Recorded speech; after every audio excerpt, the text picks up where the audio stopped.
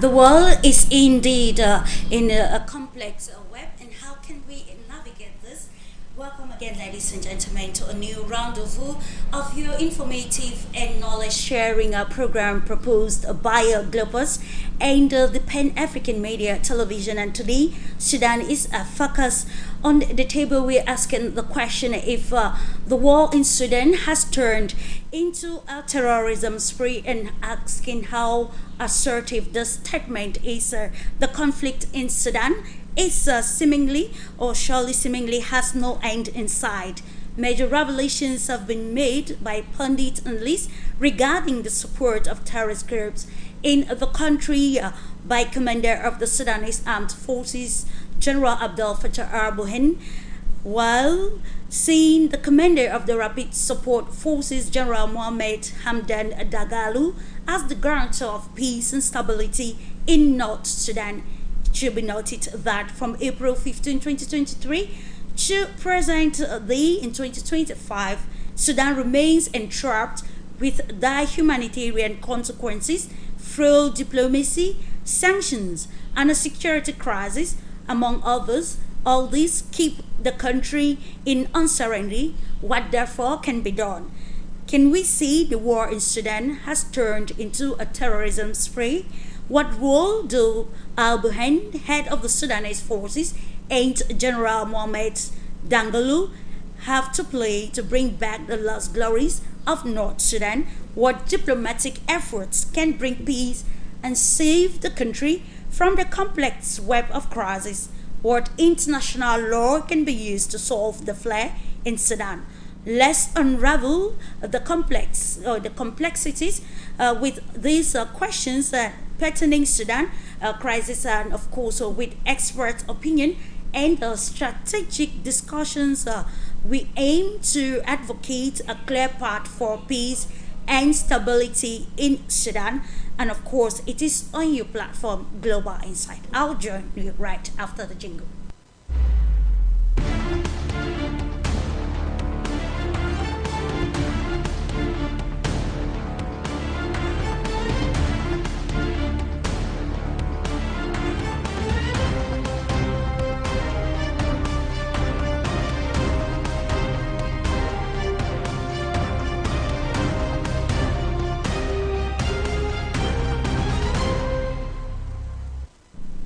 Welcome once more, ladies and gentlemen. You know, the ouster of former President Omar Al BAshir was supposed to write a new clear trajectory for Sudan, but then that is not what North Sudan is living at this particular moment. And with a panel of experts, we're going to indulge in constructive discussions to understand the crisis in Sudan and why we are at this particular juncture pertaining the flare that is now largely between two groups that actually stuck together and of course saw the ouster of Omar Al BAshir. Was it a necessary evil, or was it a mistake made as Sudan today still talks without peace or stability inside? Welcome. Now let's go to invite our guests for this day, and we're going to welcome in a special MEKKI ELMOGRABI, who is an organizer of USA Africa Think Tank Group and also an ex-diplomat. Is of course a Sudanese, and we appreciate you, MEKKI, for accepting to share your highlights or insight regarding the situation in Sudan at this particular moment. You're most welcome to Global Insight this day.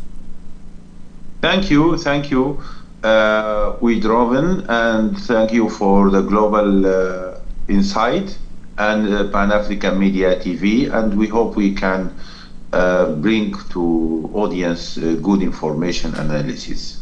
Absolutely, yeah. The intention is to ensure that we have constructive and authentic information pertaining the real situation on the ground there in Sudan. Subsequently, we'll be joined by a Fidel Awasur, Ghanaian, who is an international relations expert and also a security analyst, and Dr. Eddie Erika, a political analyst and managing director, Committee of Actions of La Côte d'Ivoire. We right off with the discussion with you, MEKKI, while waiting that other expert or guests will join us subsequently. Let's start by understanding the present status quo of the crisis. And of course, we know that this crisis have intensified even after the departure of the former President Omar Al BAshir. So what can we give as a clear understanding to the crisis pertaining Al Burhan and Hemedi at this juncture? Yes, it is very important to have clear understanding for the whole picture of Sudan. But let me start first with telling my opinion about the attempt of polishing Hemedi as a person could be a counter-terrorism fighter or something like that. That is impossible. Hemedi is classified and designated as a genocide leader in Sudan. RSF practiced genocide in Darfur, the massacre of Al Jineina, the massacre of Al Masalid, and also the crime of Sireha, the crime of Hilaliya, many crimes in the records of Hemedi, and the designation by not just by the United States regarding the issue of the genocide, but also the records of the United Nations and also the National Committee, the National Technical Committee in Sudan. In connection with the United Nations, they designated RSF as a terrorist group. So that is makes it impossible to be the fighters that they can fight themselves, because they are terrorists themselves. They are genocidal militia. On the other hand, you have the government of Sudan, the army of Sudan, led by Burhan, and now there is a new prime minister appointed, and he used to be the WIPO Secretary General, which is a very respected organization, belongs to the United Nations network, or the global network of organizations. So that things are developing on the ground by the army that regained Khartoum, regained Madani. They are the two major cities in Sudan. And then he goes to Ubaid and the West Sudan, and now the fighting is there now in Kordofan and Darfur. No one say that the war now is over, where we still have war in Sudan. People, they are talking about military solution.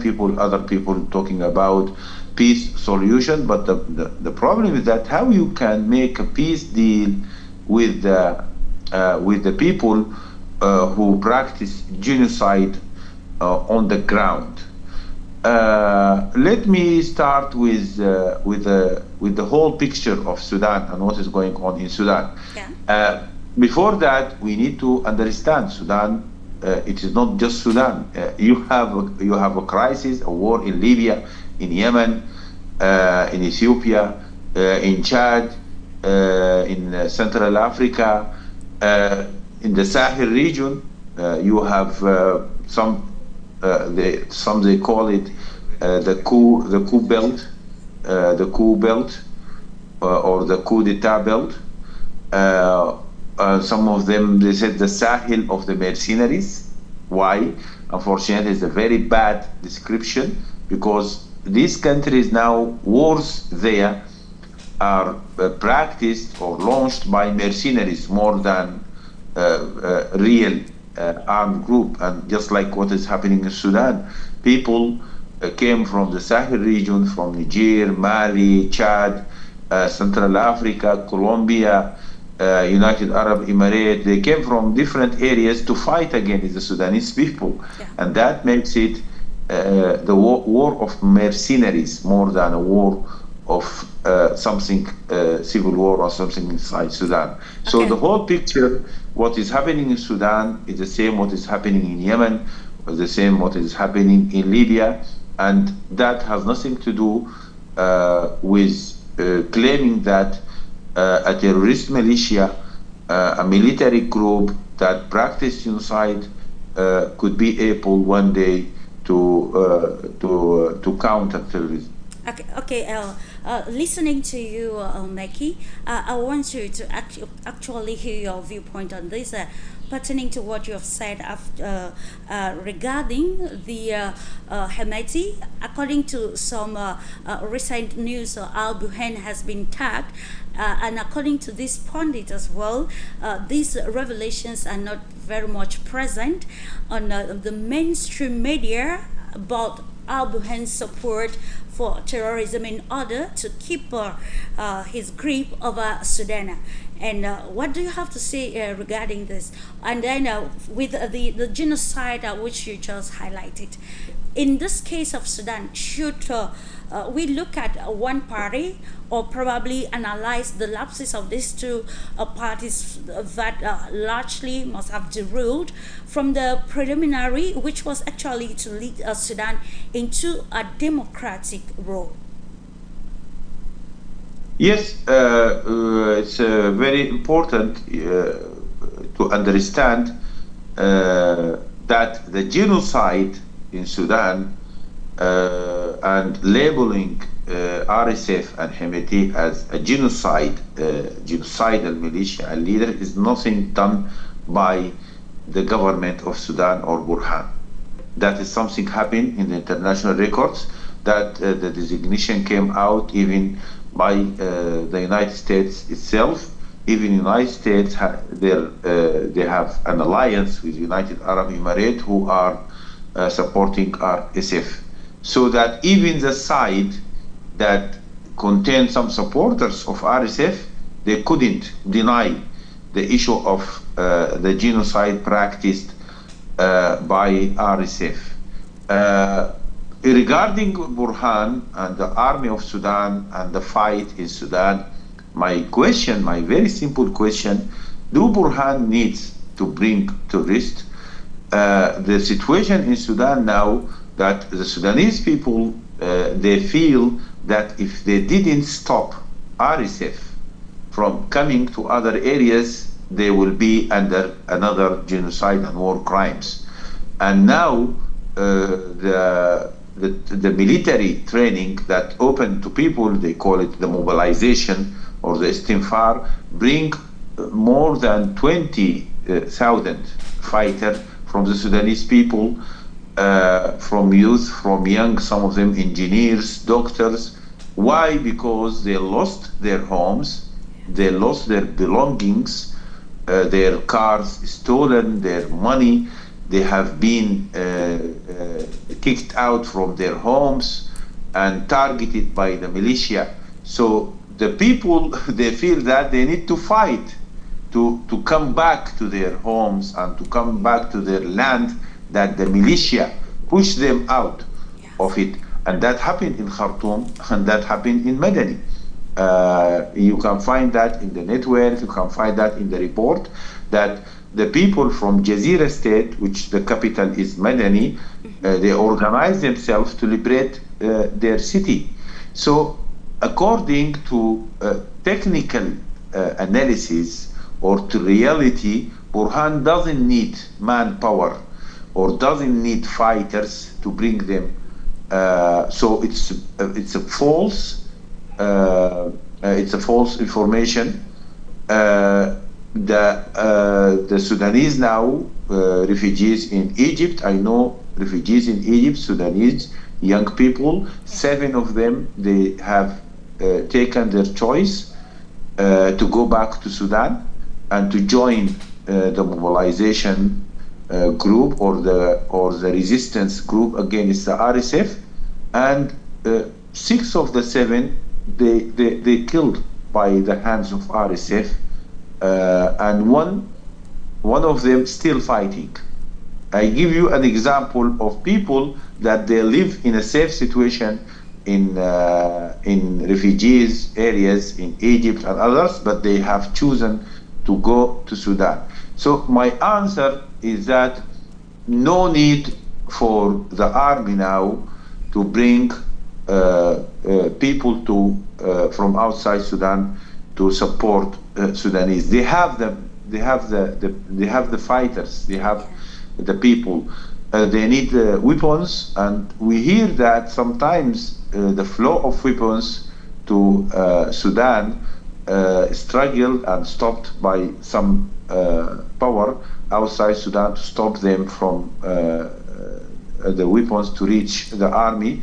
But at the end of the day, they could make it, and they liberate the capital Khartoum and Madani. So I don't say that now the end of the conflict is very soon. It is tomorrow or the day after tomorrow or next week. Still the fight in the Kordofan and Darfur, and still some countries supporting RSF and make it difficult to be finished in a very short time.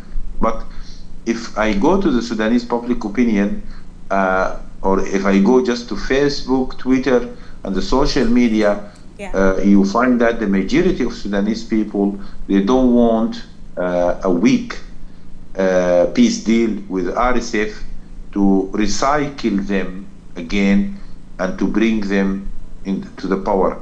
I can also remember that the special envoy of United States, the former one, Tom Perillo, he said that there is no future for RSF in the Sudanese politics or military. And we continue to analyze based on what you have said or the points you've highlighted. While talking, you said the designation of Hemedi as a genocide warlord was not done by Al Burhan, and it came from the international bodies. And we are certain that in a crisis like that, what we see in Sudan today, there are many stakeholders and many actors at play with so many different agenda.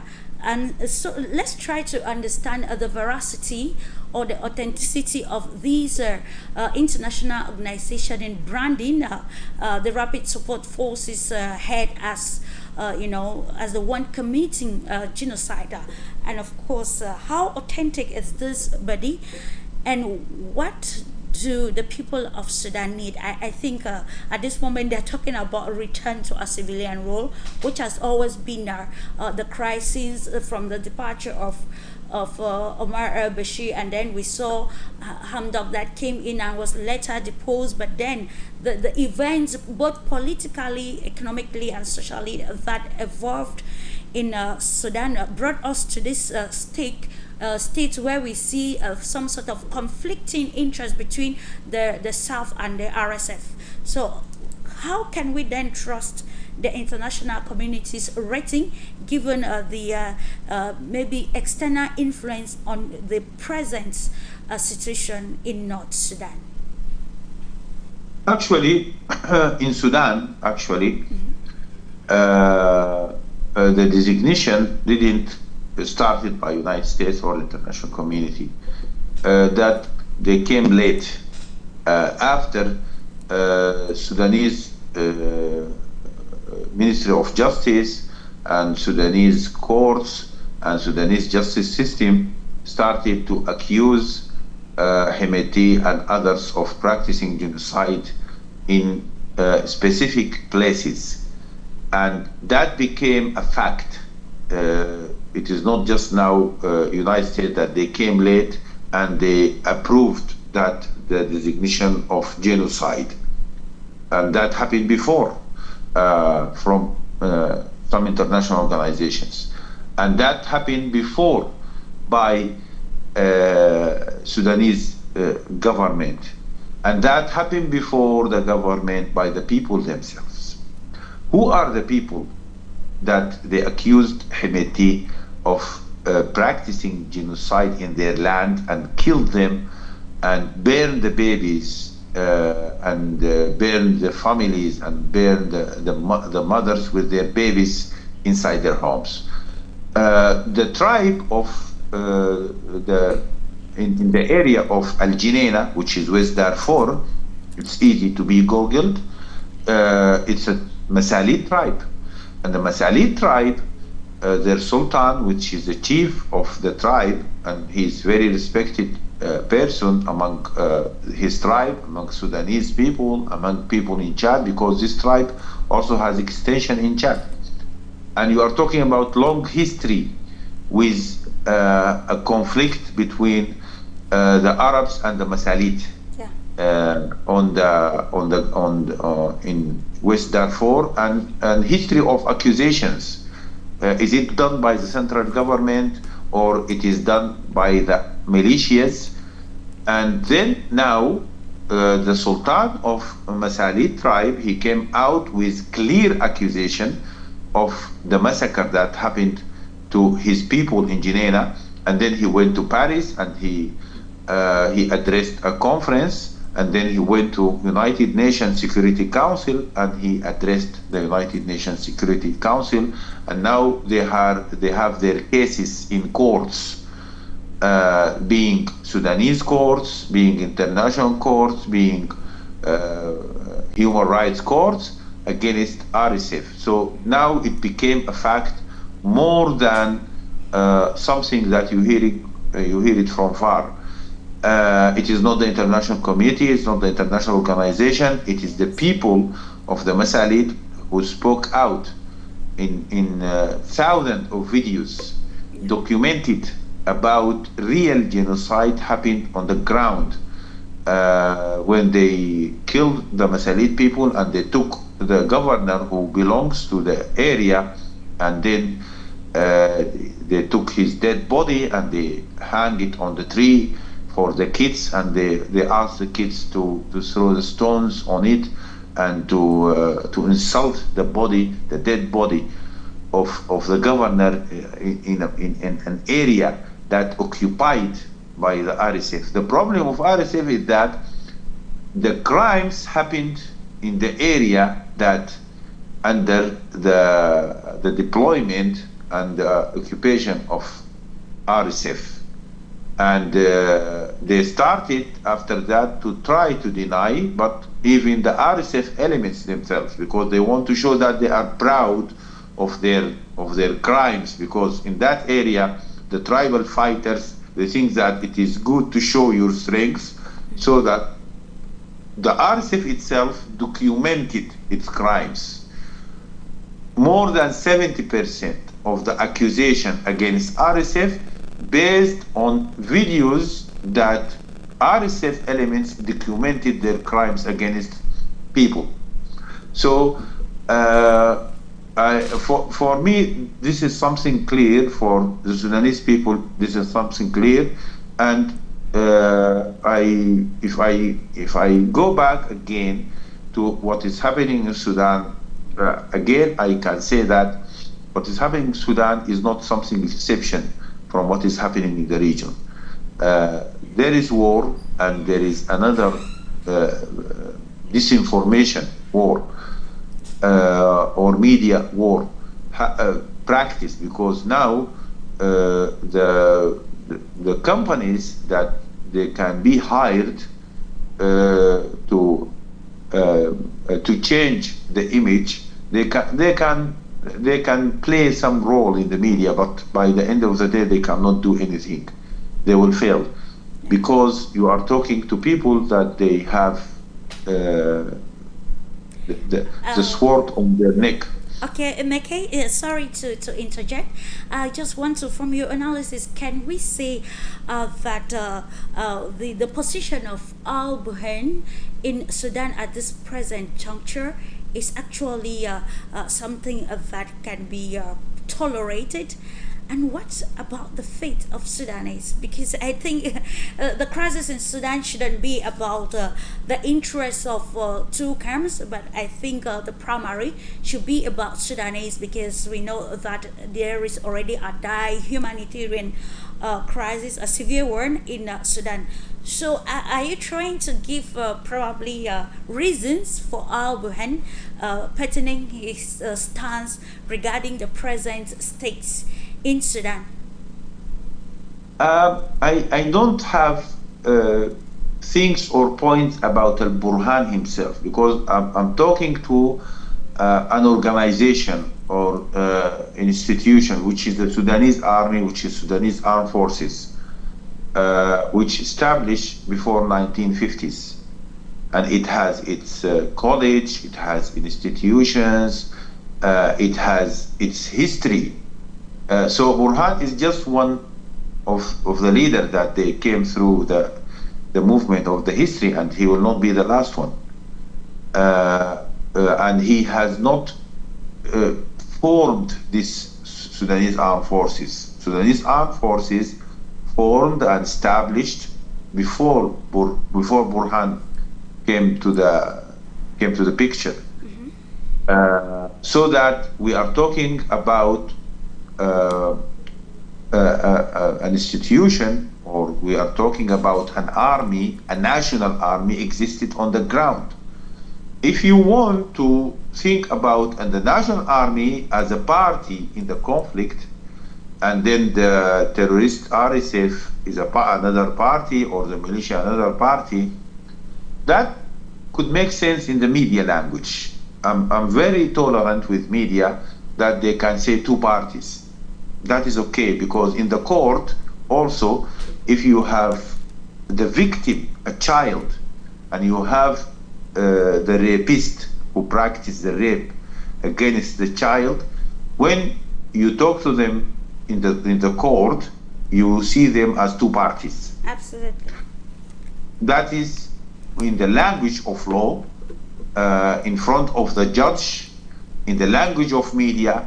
It's okay to say two parties, but in reality, they are not two parties. They are two sides, and always you have the side of the evil and the side of the good. So that I think that Sudan is a country existed before RSF, and the Sudan as a country existed with a government, with a parliament, with army, with economy, with people, with tribes, and also with disputes and conflicts. Absolutely. The disputes and conflicts started before RSF. Sure. But the RSF, according to my point of view, is used by regional actors, in this case, which is United Arab Emirates, and with a green light at first from the big players from the West, and then they hold it back, the green light or the approval of their war, because it didn't end in the way that promised by the organizers, yeah. RSF and United Arab Emirates, and then now they faced the reality that the Sudanese people are not supporting RSF anymore, and the army is advancing. Talking about external involvement in the crisis, we also are aware of that the case of that patent, the United Arab Emirates actually was dismissed, proving that the country is not involved in probably supporting the RSF. And then let's try to see, when you were talking, I actually listened keenly, and the end goal is for us, MEKKI, to understand how Sudan can navigate this very fragile moment to probably bring back the lost glories. Now, what do we say about the position of probably external parties, given that the UAE has been largely has actually denied supporting the RSF and of course other parties involved in the country behind Al Burhan. Actually, at first, you have soldiers from United Arab Emirates Army killed in Sudan. So you have United Arab Emirates weapons in Sudan. So it is biologic when you have someone in the scene of the crime, in the theater of the crime, and his weapon in the theater of the crime, and there is someone killed in the crime, the top accused person will be this person, because he has been injured in this theater of the crime, and his weapons still there. So the weapons shipped from United Arab Emirates to Sudan, and that is also documented. When you talk about just before 2 months, I think, or less, the 8 soldiers, or the 8 officers actually, from United Arab Emirates who killed in Yala, which is in the west, south of Darfur, which is in a very remote corner from Khartoum and an area, and that is the area which is now is the military base of the militia, and there is the weapons shipped there and then goes to other areas of Sudan. At first, when the social media started to talk about the 8 officers that they killed there in an airstrike by Sudanese army, at first people started to say, no, they don't need to go there, they can send some mercenaries. But when the discussion started in the US Congress itself, and then a former who is researcher now, but now he's a former CIA and former diplomat, he introduced that in his report in the Congress that the Emirates lost 8 officers killed in airstrike in Darfur because they were with the militia, supporting the militia and supporting the RSF. So the involvement of Emirates in the side of RSF, now every day you have more evidence, every day you have more documents, every day you have more videos, and now some of the militia former elements, they started to release videos showing that they were with the Emirati people in areas related to RSF. So when you talk about the Sudanese army, I don't talk about Burhan. I talk about a government and an army. It's a government, it's an army. And then just like the government in Kenya, the government in Cameroon, the government in Uganda, the government in Cote d'Ivoire, they are government, they are army, national army. They have the right to have contracts with countries. They have the right to export, to import equipment, anything. When you talk about that, you don't talk about someone who is supporting, because the constitutional duty of the Sudanese government and Sudanese army is to bring weapons to defend the country. If they didn't do that, that means they failed to do their constitutional duties. Without actually cutting you short in your discourse, MEKKI, you're saying now that we're talking about the Sudanese army, but then there is Abdel Fattah Al Burhan stands like the figurehead of these Sudanese armed forces. And according to some pundits or some viewpoint, his personality at the helm is actually questionable, given that Sudan was not supposed to be in the present state at this moment. And that is why we continue actually to talk about the crisis patterning Sudan, and trying to chart the way forward towards bringing about understanding or clear understanding pertaining the situation. Where can the compromise be made as far as the two, camps are concerned in Sudan, given that some pundits hold that the fact that the two parties could not concert or come to an understanding after the departure of Omar Al BAshir actually led Sudan to this moment where we are. Ladies and gentlemen, we want to say if you're just tuning in, you're onto your Pan African television, and of course, we are on the Global Insight program proposed by Globus and the Pan-African media. And what do you think, just to note that we are running live on Facebook and on YouTube.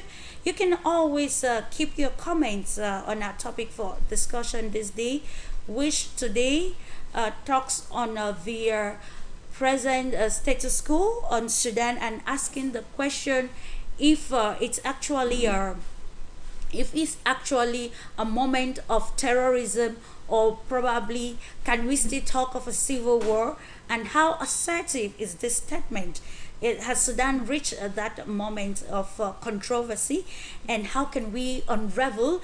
And that is what we're actually doing at this juncture, with experts giving us their opinions and strategic discussions on the recent and of course present stakes in Sudan. Sorry for the interruption. Mekki, I'm coming back to you to help us. The question was how problematic the leadership of the Sudanese armed forces is, if today some pundits are pointing at Al Burhan being probably behind or probably susceptible or guilty as to why Sudan has to spiral to this present state we find it, all the country finds itself. Yes, it's freedom of expression. You can find a wide range of how people see an international leader like Burhan or other person. Just like Trump. Trump could be a very controversial person. Among his followers, he is the hero that God saved him from two attempt of assassination, and in the eyes of other people, he is unpresidential at all, and he doesn't deserve to be president of the United States. So let us think widely, actually not deeply, widely about some people. They see Burhan as connected with the crisis of Sudan, but also you should give the right of some people see Burhan as a popular person, really. And when he goes to Sudanese streets everywhere with no a circle of protection or security around him, and join people and sit on the ground in the market, while the drones are heavily bombing Port Sudan, he was moving in the market with the people, and then you have some videos regarding that things. So that I'm not here to make research who is true, but I'm talking about a country, not about a person. So the country is Sudan. You have national army, and the decision of fighting is not decision of Burhan. If it is a decision of one person, if it is a fight of one person, he cannot make victory against a militia and groups. They have the most expensive and advanced weapons. The snipers guns or the shooters guns that they have the range is sometimes is 3 kilometers or 2.5 kilometers. the most advanced version in the hands of most armies in the area, North Sudan, is just 500 meters. So that is, you are talking about totally different. You are talking about very rich country like Emirates.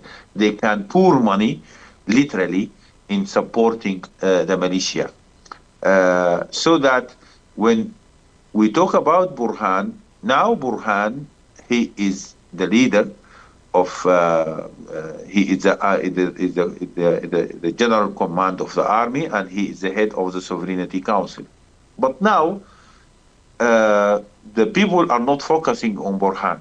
The people are focusing on the newly appointed prime minister, who is Kamil Idris. Kamil Idris, he ran for presidency in 2010 against Bashir in the election of 2010, and he lost at that time. And most people, they said that at that time Bashir was in full control of power, and some people questioned the election at that time, but at the end of the day, that the observers that they came from outside Sudan, they approved the election. So Kamil Tayyib Idris, who is a professor in law, international law, and he's proficient in the intellectual property. He is the head of the top organization of intellectual property in the world, in Geneva. And now he has been appointed as a prime minister, and he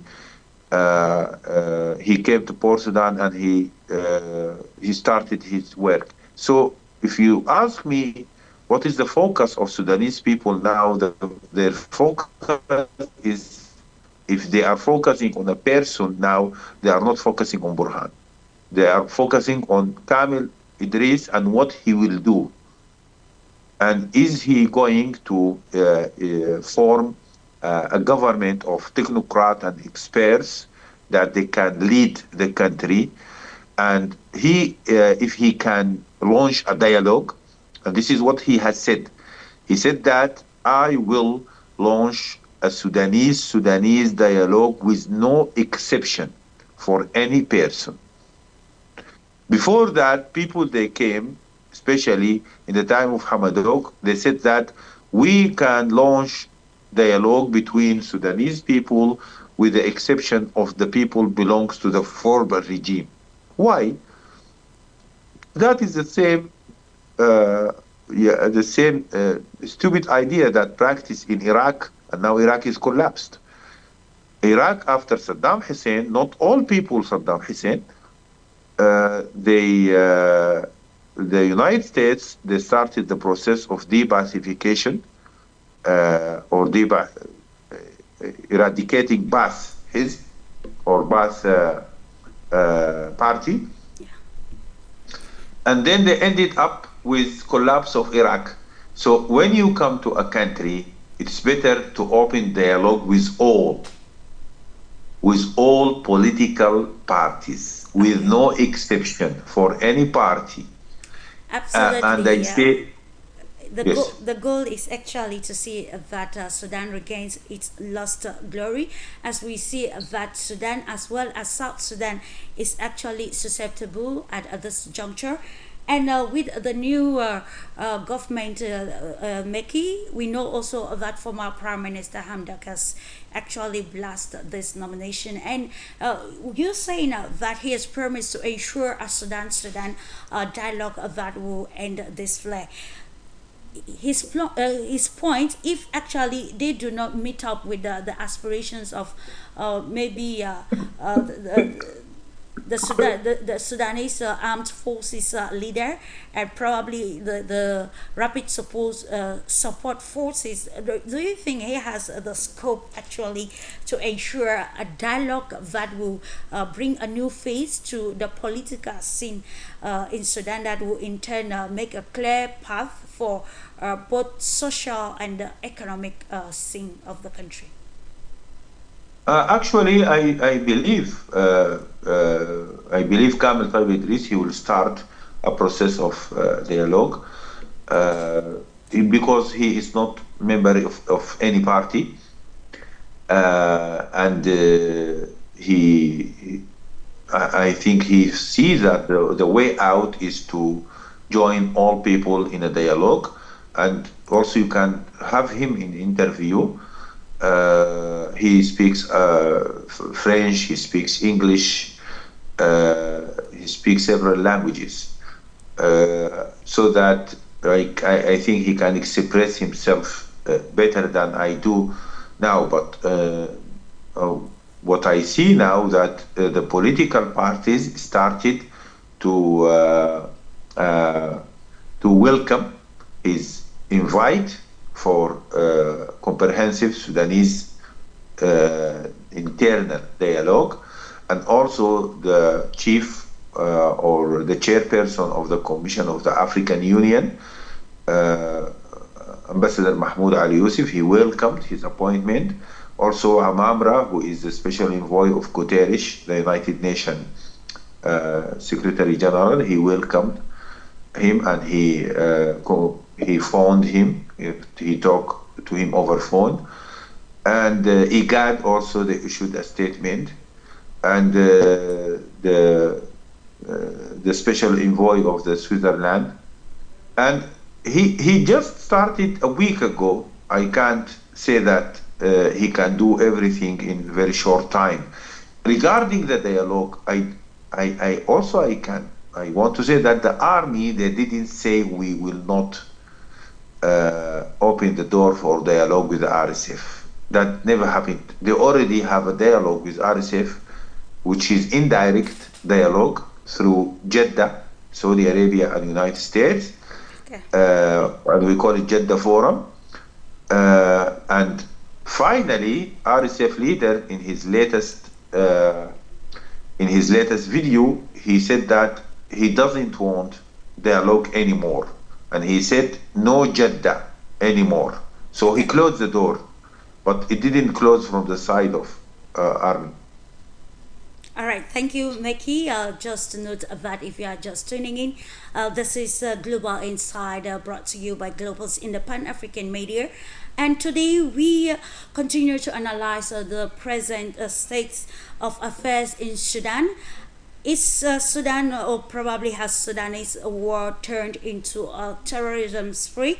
That is the question we are asking as we welcome you, Fidel, also international relations expert and also security analyst. Thanks for joining us this day as we unravel the complexities of probably events in Sudan.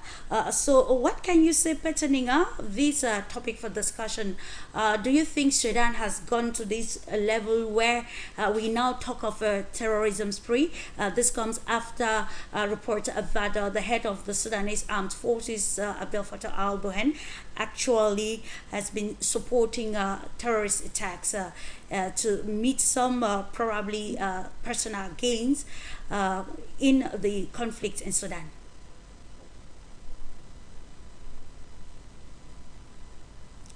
Hello, Fidel. Thank you very much. Okay. Yeah, thank you. Thank you very much. I'm very happy to be with you and our special guest. And by the way, I see my surname spelled wrongly. It's O-W-U-S-U, not A. There's no A in my surname. Thank you so much about that. Okay. Yes. Yeah. So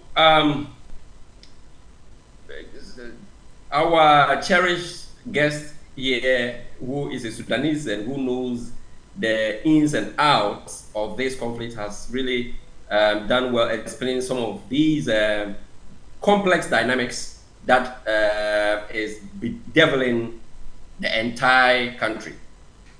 That notwithstanding, what we Africans want in Sudan is peace. Sudan happens to be one of the oldest, I mean, it occupies one of the oldest civilizations in Africa and even the world.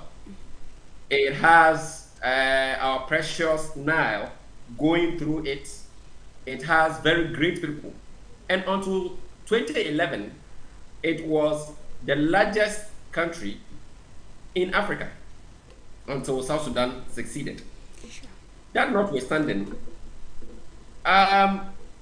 what is currently happening is quite unfortunate, because when this started in 2023, everyone thought that this will, at least there will be some peace. When it started initially, we were all not thinking that there's going to be a long conflict that is going to displace millions of people, kill thousands others, and disrupt the very lives of Sudanese. Nobody thought so. In the event, Sudan had to move its capital from Khartoum to Port Sudan, and other very unfortunate dynamics. Many third parties have been blamed for contributing one way or the other to the conflict. Now, where we stand is a new escalation. And the escalation happened after the Sudanese armed forces took several territories in the capital and other regions, especially in Khartoum, Omdurman, El Obeid, and other places in the country. Now, with the RSF consolidating its territories in the west, it has started using aerial, somewhat I'll call indiscriminate aerial bombardment, and the attack of sensitive infrastructure as a way to engage or continue the war. And in the last statement of our cherished guest, he mentioned that General Dagalo has said that he wants to move away from all the talks that have been set in place. Yes, now he has resorted to drones and attacking infrastructure and things like that. And when such things continue, then it is difficult to really find real peace in Sudan. Recently, a new prime minister has been appointed, and in his acceptance speech, he said that he was going to be neutral. Now, it is very complex. Absolutely. To be neutral. But yes, it is very complex to be neutral in this situation, because one faction or some factions are going to be aggressive. Even with the Sudanese government, recognized Sudanese government, you are going to have factions within that are going to be very adversarial. So the work of the prime minister is going to be very difficult to handle. He is yet to form a total, to have his government, put his government in shape, if he has not already done it, and it is going to be difficult because the different factions are going to have to assert themselves in the situation. And so, by and large, and as a preliminary statement, I would say that the Sudanese question, or the question in Sudan, is difficult to find answers to. Even though it is not impossible, it is very, very difficult. And what makes it difficult to find answers, as probably the agenda for Sudan being probably misrepresented, Mr. Fidel. We continue with the recent sanctions that we know that the U.S. actually imposed sanctions on Sudan, and on allegations of probably chemical weapons. So how might these probably the sanctions zero or bring about changes in the internal power dynamics in Sudan, and probably the effects more on the population? Yeah. So the chemical, the deployment of chemical weapons was something that was brought up in the United States, and said that it's going to restrict funding. That sanction, even though it's significant, it did not go all out. But the current one is the ban on travel. Now, the issue is sometimes when states find themselves in a difficult situation, that may not be the right time to be imposing sanctions on them, because then it kind of increases the stress, and it also hardens the position of some factions within the country, because they realize that, well, if you are not going to let me operate, you are going to restrict me, then I have to resort to more radical means to survive. So that is the dicey situation. The other argument is that if you don't sanction, then perhaps some factions may overstep their boundaries, because wars, despite their ugly nature, have limitations. You have to stay within conventions, international conventions, when you are waging a war. So when you resort to certain actions which Sudan has argued against, you may need to be sanctioned. But then again, as I said, in imposing these sanctions, we have to be careful. But the last sanction is what I really want to talk about. In the last sanctions, I have looked very well, but I don't see the shape and form of the sanctions. For instance, you find a country like Togo being sanctioned, and when President Trump was signing or was making a proclamation, he said that he was doing it to protect Americans from dangerous people. And you find a country like Sierra Leone being sanctioned. If you mention Sudan, you see that, well, maybe this is a country at war. There may be some rogue actors. But even with Sudan, when you talk of terrorism, Sudan is not really the location of global terrorism. It's not really. It used to have there were some accusation of Islamists siding with terrorists. And in fact, Bin Laden had lived in Sudan in the 90s. Yeah. But after that, terrorism has really shifted to Somalia and some other countries other than Sudan. Even Libya. Libya is understandable. But Sudan, we see that a war is going on. But if you're going to blame Sudan for for terrorism, I really doubt. And sometimes, the current U.S. administration is sometimes difficult to understand. I mean, largely. But in terms of the chemical weapons, the development of chemical weapons, which I don't have evidence to, but if the U.S. has some evidence to that, definitely it has the right to impose sanctions. But then in doing that, we must be careful so that we don't create more hardship to the population that is already battered as a result of the war. Yes. Let me stay with you one more time, Fidel. You just said something that took me back to the viewpoint expressed by MEKKI before you joined the conversation. It's patterning the position of the Rapid Support Forces, where he was analyzing, probably using the term genocide on the side of the Rapid Support Forces. In your own perspective, do you think we can today probably tag the Rapid Support Forces and its ideology in the sphere of genocide? And then, since you said that the U.S. has no evidence, or probably has not presented clear evidence pertaining the chemical weapons allegations, let's try to relate the two points and probably bring out a substantial analysis that will bring us to the understanding of the real state of affairs in Sudan and the way forward for the country. Okay, thank you very much for your brilliant question, as always. The thing is this: if we are taking the issue of genocide, the Zamzam camp, which held the largest refugees or internally displaced people, over 300,000, is now a military barrack for the RSF. Where are the people? The people who are supposed to live there and seek refuge, where are they?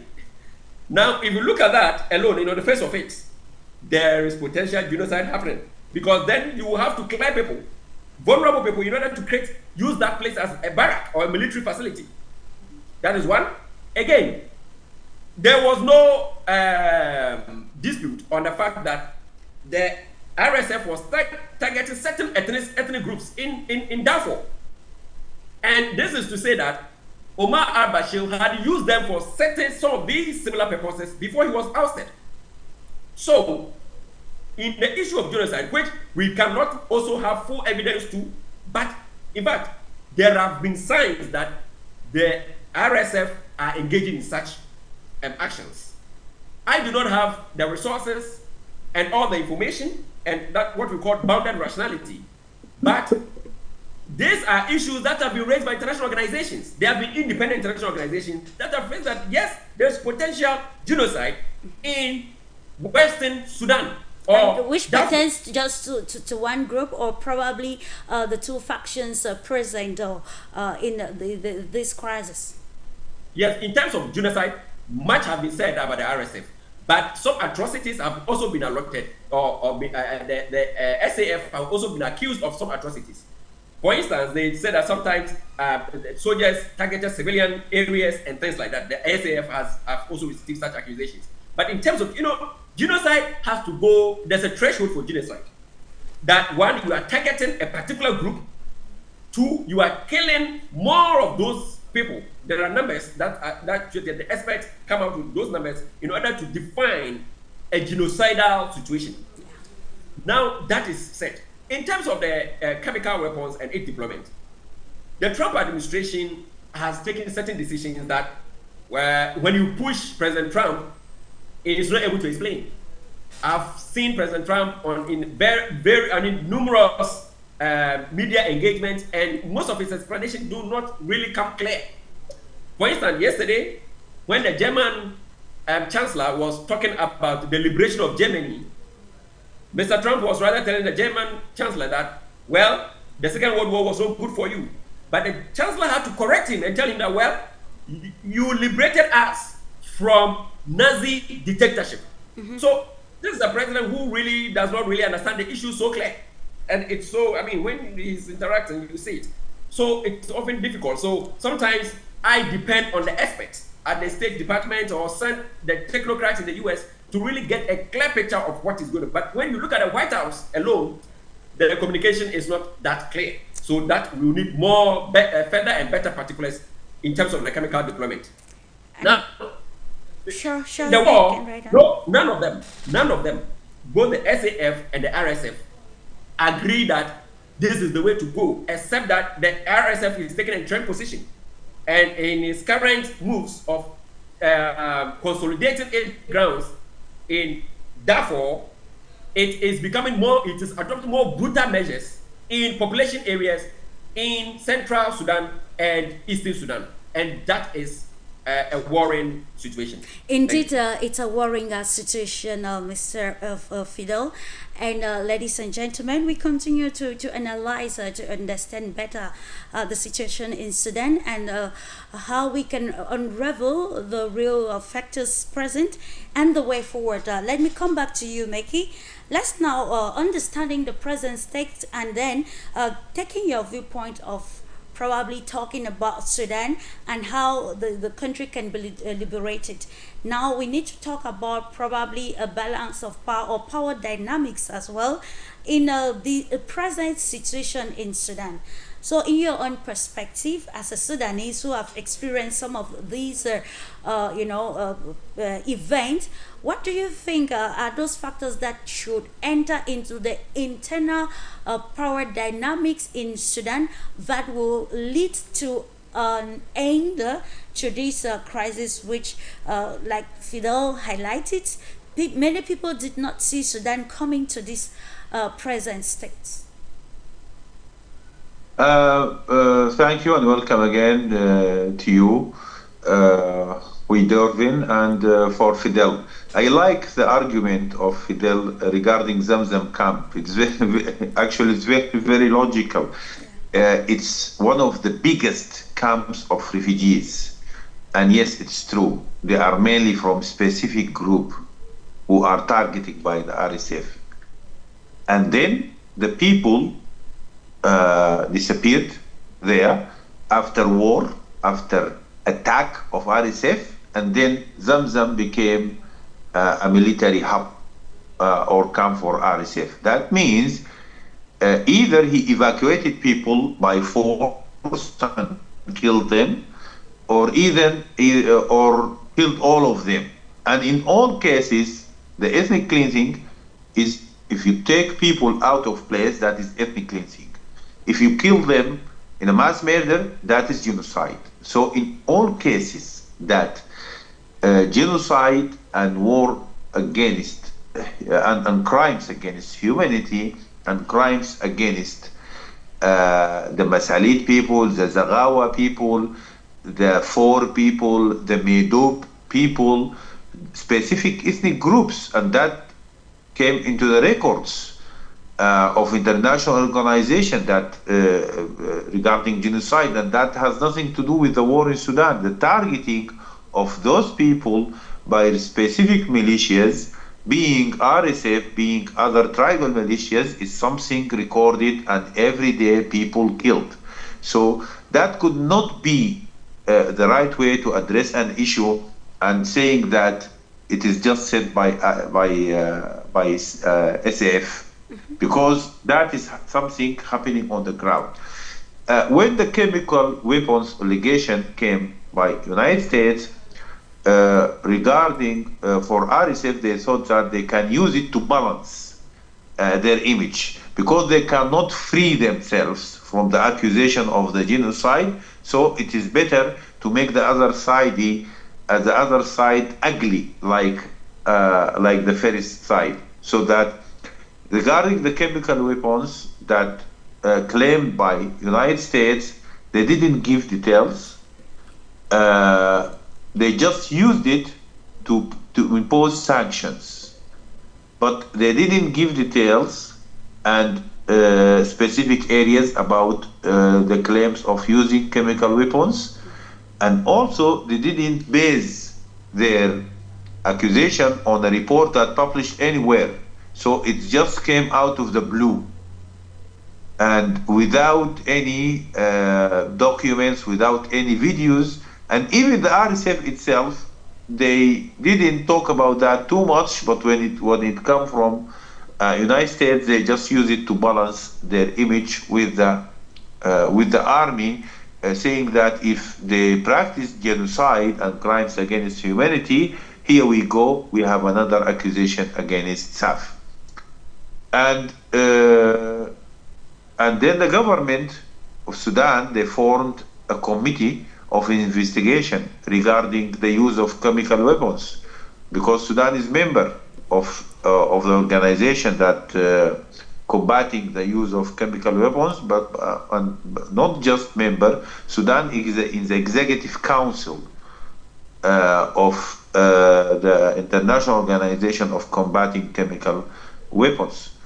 And by the way, the problem that what is the need of chemical weapons? Now, this war, fortunately or unfortunately, is broadcasted through social media. It's a war that every people in Sudan know everything about this war, because everything happening, you can find it on social media on the next day. The people that they have been attacked by RSF, they documented what happened to them. As I said to you before, RSF itself documented its crimes. When they practiced the genocide in the Masalid area, when they tortured the Masalid and bring the governor and killed him and hung his body on a tree, and brought the community against the people, the other community, and ordered them to throw the stones, and doing this brutal behavior against a dead body and other people that you can find them scattered on the ground, that wasn't a Hollywood movie. That is something practiced by RSF, documented by them, because they are proud of making their victory. This is what they think, that it is a victory against civilians from other tribe. They see them as evil people.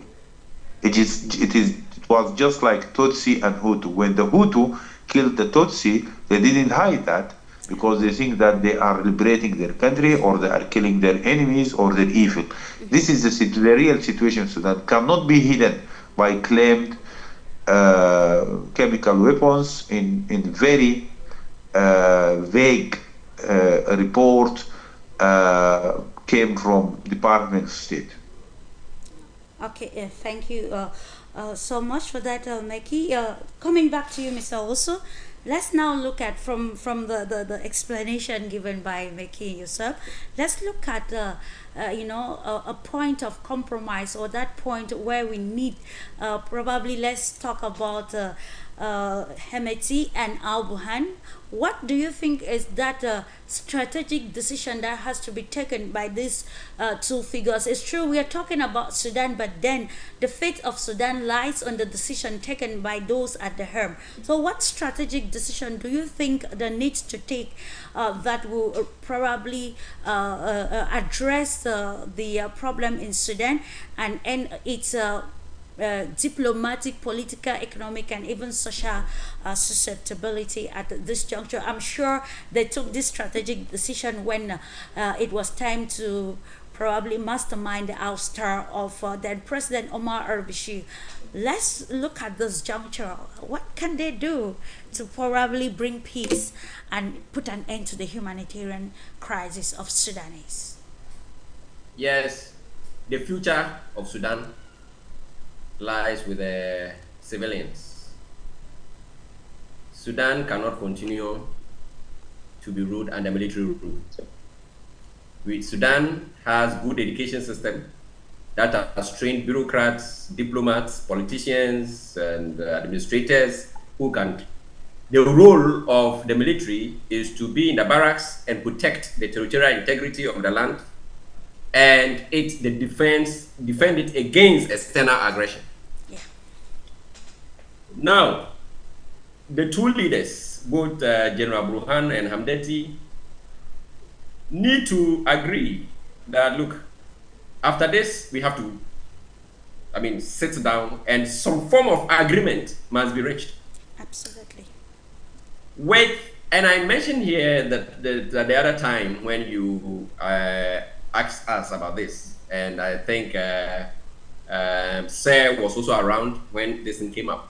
And I was saying that Dagalo has lived his life to amass wealth and exercise so much control in some parts of the country. Now his fear is that should there be democracy in Sudan, his relevance may just wither away, and that is his fear. The kind of resources that he has control over, the land, the cattle, the grazing lands, all those potential mining places and mining places, he feels that all those things will be taken away from him in a stable Sudan. Because in a stable Sudan, one military leader cannot be allowed to be controlling so many factors of production and economic resources, and literally own them with his cronies. A stable Sudan would not allow that. Now, for someone who did not have no known education, advanced education, that is his life. And so, until he is sure that he will have some kind of influence in a stable country, or he's able to keep some of these resources, it will be very difficult to talk him into accepting peace. That is what I think, and I said this right from the word go. Because in conflict analysis, the background of the leader is very important. Because it's through the background that you understand the psychology behind his actions. And in finding solutions, you need to get into the head of the factions, or the leaders of the factions. And that is it. For Burhan, he has been a career soldier, and he's risen through the ranks. And initially, he said he was not interested. He was not interested in becoming a civilian leader. Now, I cannot vouch for that.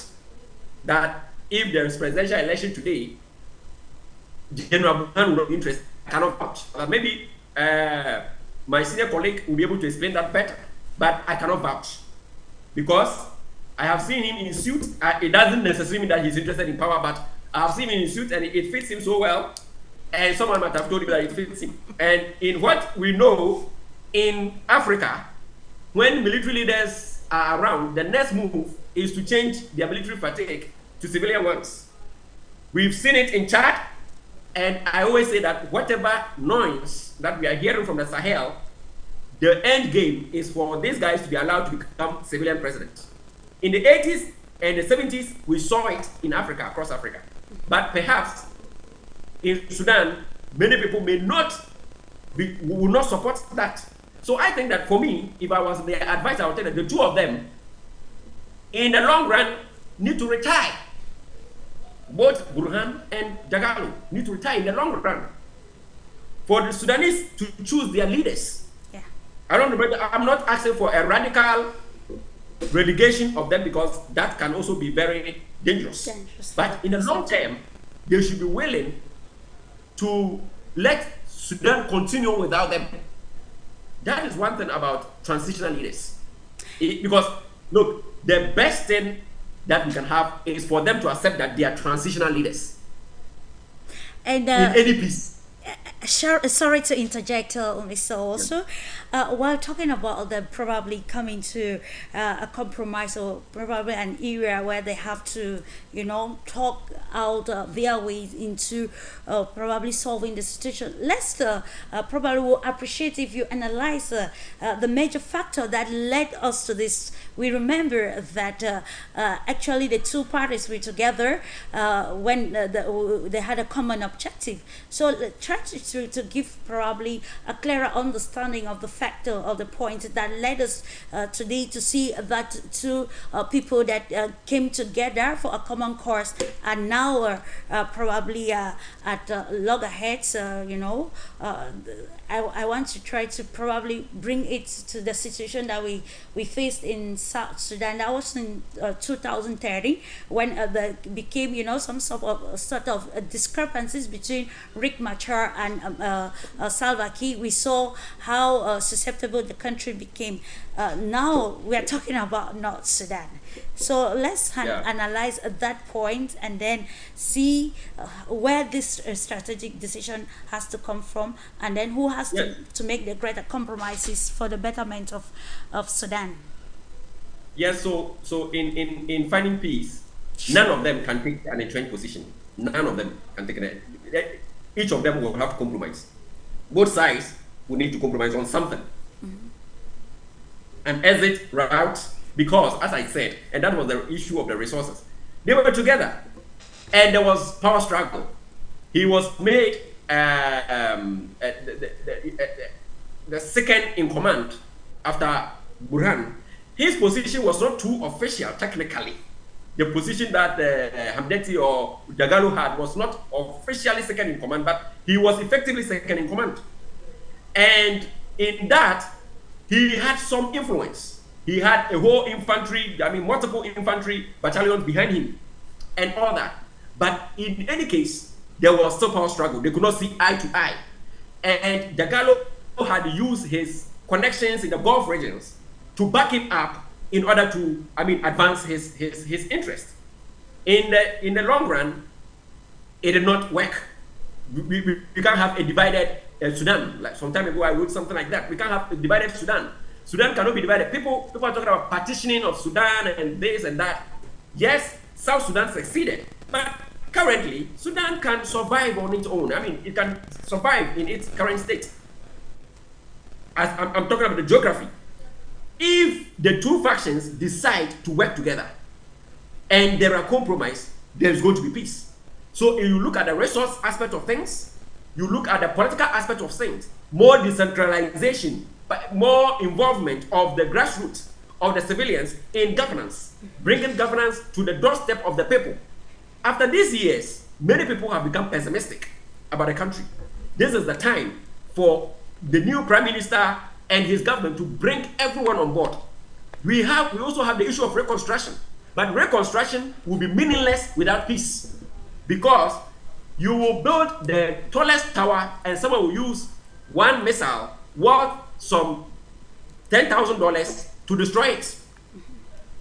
So you need the peace first, physical security, before any other thing is going. So I think that the two, at the individual level, the two must agree to sit down.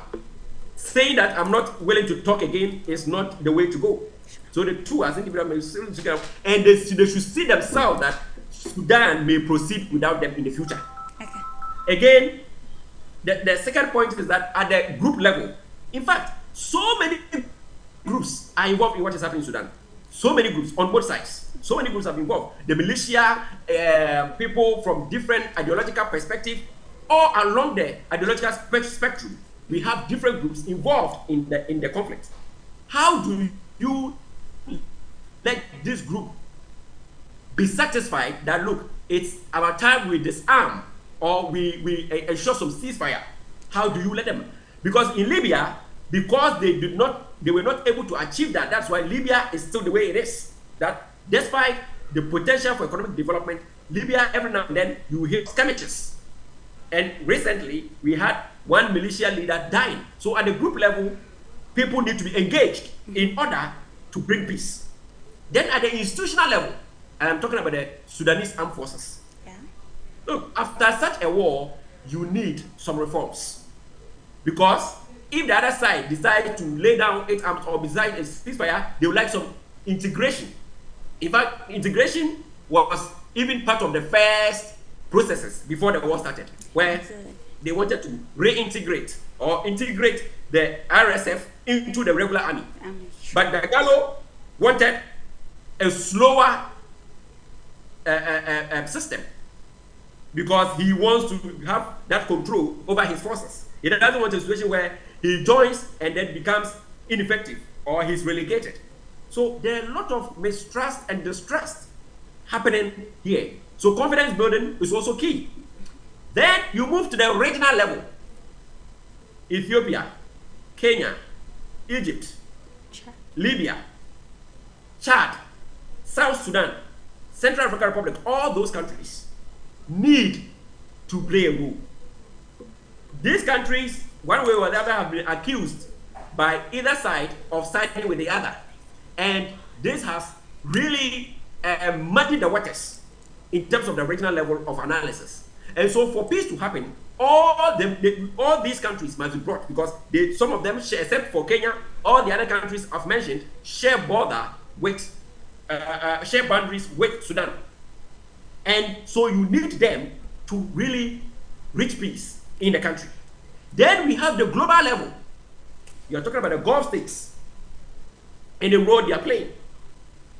As at least Saudi Arabia has provided good offices in Jeddah for a long time, even though it has been inconsequential because nothing has really, nothing substantial, actually, come out of it. Then we have the UAE that has been accused of supporting RSF. And in the last time, they were sent to the ICJ, and based on technicalities, not substance, based on technicalities, the case was dismissed. So it means that there are potentials of the country being accused later. And so all these countries, Qatar, for instance, has been a big player in terms of reaching peace. Maybe it can play more role, more neutral role in this particular conflict, like it is doing in the DRC. It can do better in Sudan. The United States, Russia has shown interest in the Red Sea coast, where it wants to have a naval base. Russia initially supported the RSF and then it switched to the SAF. By doing that, it means it knows people on both sides. Russia can play a more prominent role. The United States, and that is why I have a problem, because frankly, I think that the current administration in the United States does not really understand Africa very much. The comments, if you listen to what happened between President Trump and President Ramaphosa of genocide in South Africa, very preposterous, and there's no evidence. Actually. And so you look at all this, and then I have my concerns there. At least Putin has been in office for a while. He knows the ground. Some of us may not like his actions in Ukraine, but he knows Sudan for a long time. He's been with Sudan for a long time. So, and he's worked with both sides. But then, that gives him some upper hand, so he can play a role. China has been working with the SAF in terms of renegotiating oil deals and things like that. So all these countries must come together. In fact, we need everything that I've mentioned on board. This shows that the situation is really complicated, but it must start from somewhere. Actually, it must start from somewhere. Are we now saying that there is more of probably Sudan needs more of a diplomatic solution rather than political? And this also, from your analysis, can bring us to the conclusion to say that Sudan is a sphere of influence. What do you have to say pertaining this, MEKKI? We're almost rounding off. Let's try to understand these very crucial points while making recommendations. If Sudan is a sphere of influence at this juncture, how can we navigate this situation diplomatically to be able to probably bring peace and stability that will probably benefit Sudanese? Yes, I think thinking about solutions for the crisis could be something good, but let us focus again on the issue of terrorism. And let me just give a short brief about what they call the intelligence diplomacy, because now you have the chief of intelligence in Central Africa visited Sudan a week ago. And last week, the chief of the intelligence of Ethiopia visited Sudan. And Central Africa is a country that Sudan accused in the United Nations Security Council among the three countries. Sudan accused United Arab Emirates, Chad, Central Africa. But now Central Africa chief of intelligence visited Sudan. That means positions are shifting. Ethiopia is the same. Ethiopia once invited Hemedi and spread for him the red carpet and the official reception. And then now Abiy Ahmed visited Port Sudan and now the chief of the intelligence. So that the intelligence diplomacy could make a difference. That doesn't mean civilians has no role. I agree with Fidel by 100% that in Sudan you have plenty of educated people and professors and doctors and experts. But now it is very, very complicated situation, and now you need to collect the approval of the neighboring country of Sudan for the peace in Sudan to stop the supply chain of weapons and mercenaries. So that the intelligence diplomacy started in the region. I know two other countries, by the way, neighboring Sudan. They involved in the process. One of them, they will come in Port Sudan next week, but I will leave that to be declared in the time that you will see it in the news. So that something is going on with intelligence diplomacy, and because you know the people of the intelligence in countries, they don't have too much barrier like politicians, because the politicians and the army people, they have barriers. They cannot meet easily because they are fighting on the ground. But when it comes to intelligence, the nature of their work is to launch secret meetings to reach a point. The same intelligence diplomacy changed the position of France regarding the situation in Sudan, where there was a high visit from Sudanese side to Paris, and then they met with the intelligence community and the intelligence and the foreign ministry community. I wrote an article at that time, and that makes shift in Europe. Why Europe was ready for that? Because of the issue of the migration. They don't care too much about conflicts in Africa, but when it comes that will bring to them immigration to Europe, that they need to deal with the government or the ground to stop that. And if you have seen the news published just last week, 3 Sudanese immigrants in the White Sea, in the Mediterranean Sea, sorry, and they lost, and they almost possible to die anytime, and there was a ship coming from another country to Gaza, so that the ship evacuated them and from the small boat and took them to Gaza, so that they were walking, going to Europe, but they found themselves in the face of Israel. Anyway, this is the situation now for Africa, and we hope that we can see better Africa very soon. Indeed, the goal is to see a better Africa, and for Africa to understand the dynamics of a global world to better have a competitive edge. What do you think about this, Fidel?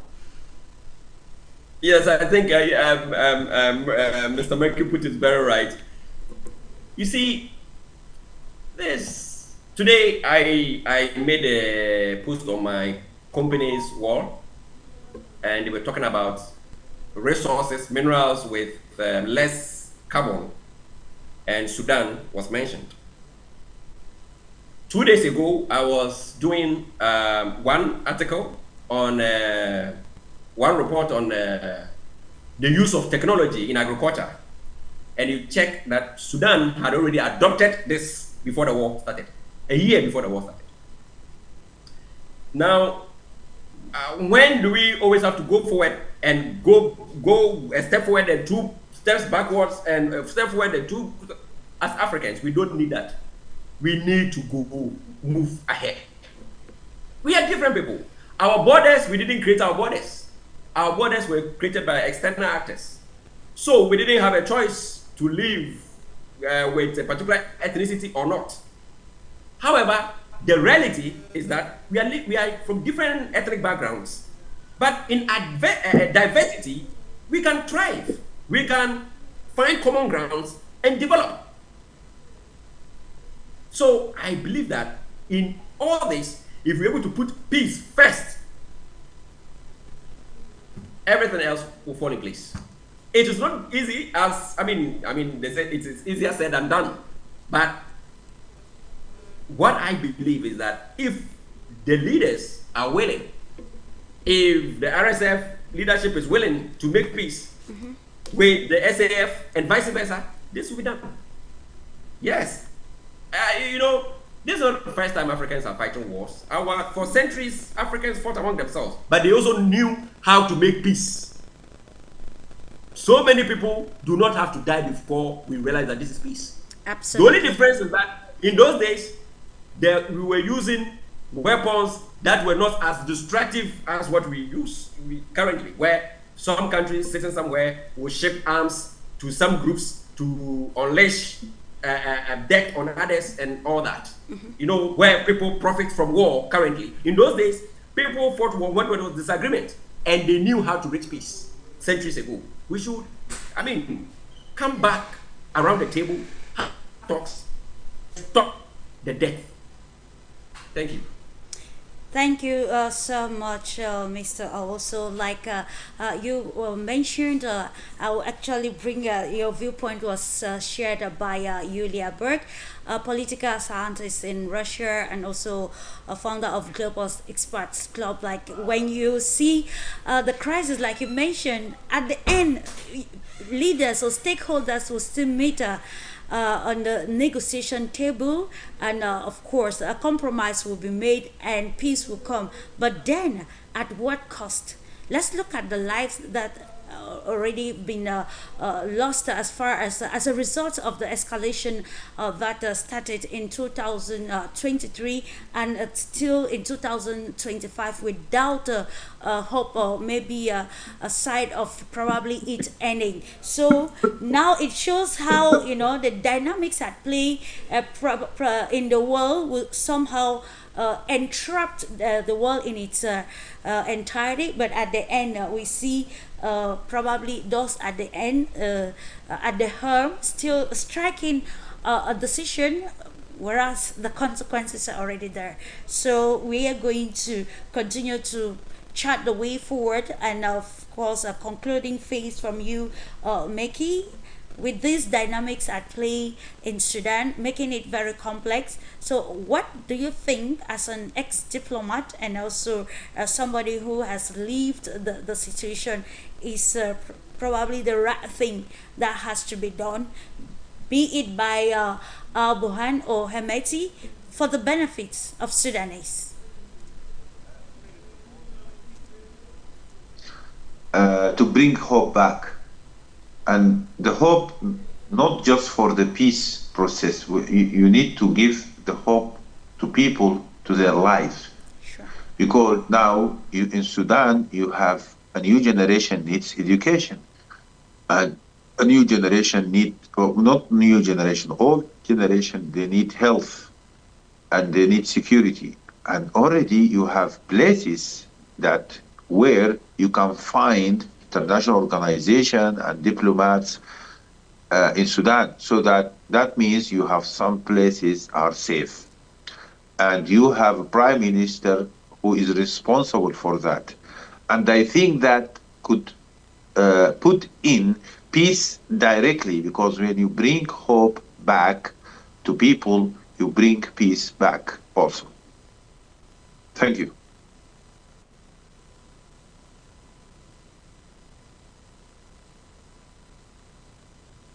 Hello? Yes, dear MEKKI. Thank you so much and for that, and it's a pleasure for us to acknowledge that Dr. Eddie Eric just joined us, though at the last phase of the show, but it's still very important as we are unraveling the situation in Sudan, to know that he's a political analyst and managing director committee of actions for La Côte d'Ivoire. Welcome, Dr. Eddie. And we are looking at the dynamics in play in Sudan, which have actually brought the country into a complex web, making it so difficult to strike probably a deal towards ending the flare in the country. So let's get your perspectives, please. Clarisse, thank you. Hi to my to the co-panelists. Sorry for being late. Professional duties. We're calling in there, but I just wanted to be part of this conversation. What is happening in the Sudan, of course, is bringing memories of past conflicts in the 1980s as well. And anytime there is a conflict, of course, the over general view, we are looking at a massive displacement of people, migration. We are talking about the impact on workers. We are talking about impact on families. We are also talking about the impact on the destabilization of the region. And then in the overall picture, we are also looking at the impact or the consequences with this geopolitical shift that we are witnessing in the world today, which of course has some great inroads into Africa. I believe that, regardless of how high the stakes are in terms of striking a deal for peace to return, I want to echo what the gentleman who spoke, a little bit before me said about the question of bringing hope. The current authorities in those countries, will have a great role to play. That's number one. Number two, of course, I'm sure that it was already debated that the African Union will have to step up again, step up its game again, in bridging that. A peace, and then of course, what we so far have termed the international community will also have to step up the game to bring peace in that region of the continent. These will be the few comments that I bring in there, but I believe that the stakes are very high. There continue to be very hot points when we look at the overall picture of what we call stable places to live. And when we look at the overall picture of democracy on the African continent, it keeps on, decreasing with the number of people who have the chance to live in a place where they are free to associate with whoever they want to associate. They are free to challenge the government. They are free to exercise their civilian freedom. And this war is another demonstration of this continuous, decline of a free space, in Africa. Clarisse, I want to end it in there with my few comments, and once again apologize to all the listeners for coming late to the show because of some professional commitments. Just to note that we were almost culminating when you stepped in, but then when it's usually said that information is knowledge, and your perspective will always be impactful as we continue to unravel the situation in Sudan. Briefly, if you may have time to comment to this, given that Sudan is a sphere of influence, we are almost looking at the Sudan needing a diplomatic solution to the crisis that we face this day. What is your There is, there is, should I say, there is no other way around. You know, when you look even at the greatest war analyst or war theories, a conflict always comes, you know, we're back to a table. You know, it's around the table that, you know, where people sign peace. I forget the name of this German, you know, author. We say that, you know, war is nothing but, you know, the continuation of a failed, you know, diplomacy. We, in means that by we I mean, you know, what the entire world and the countries have agreed to sign, you know, what international treaties, including treaties that have established, you know, the United Nations.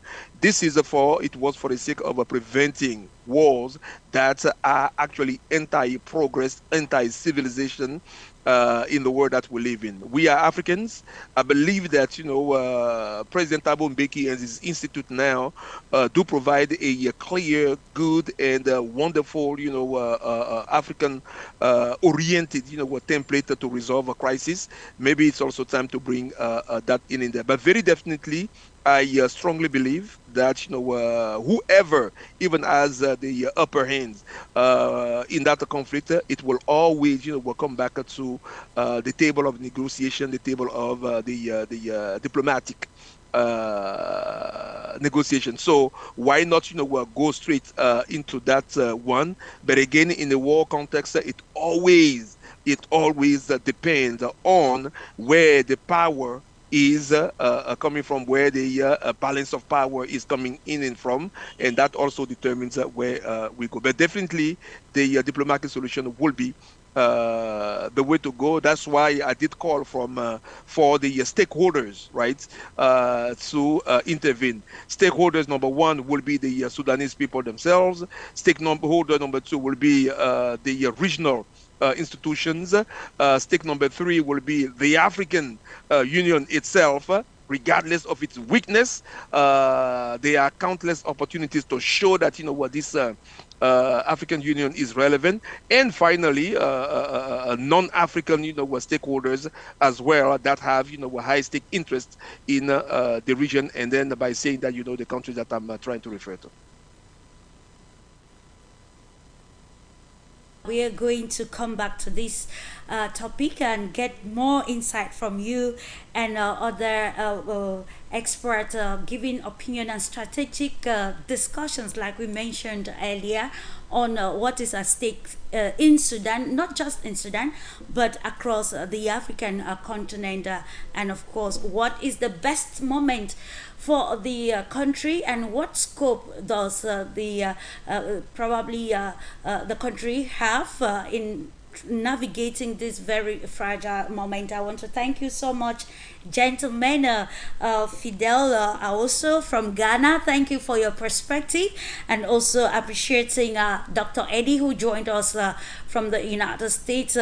Actually, he's from La Côte d'Ivoire, and Sudanese MEKKI ELMOGRABI for the insight that brought in the different perspective in the Sudan crisis, bringing us to these somehow recommendations, and I think it's subsequently we're going to come back to analyze all of these. What diplomatic step do these parties need to be able to end the flare in the country, and of course what compromises can be made. Thank you so much to the technical crew for ensuring that the program was a success, and thank you, ladies and gentlemen, for trusting Globals in the Pan-African media in partnership with Globals. Thank you so much, and hopefully we're going to meet soonest for better topics that will bring us again into the world of today. Thank you.